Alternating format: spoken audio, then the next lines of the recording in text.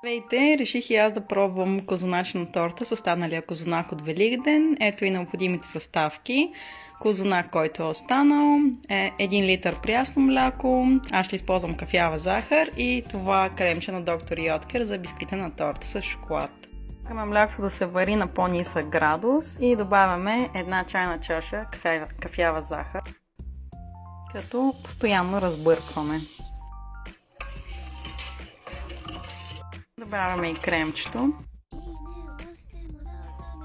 Бъркаме непрекъснато докато заври, след като заври варим 5 минути. Крема е готов.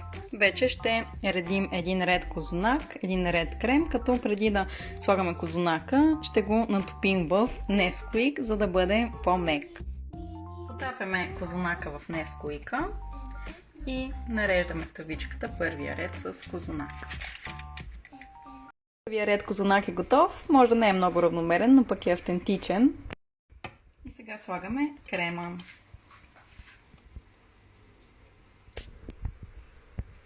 Готови сме с крема, остава още един ред козунак и един ред крем и сме готови. Ето го и втория ред козунак. Сега е ред и на втория ред крем. Поливаме.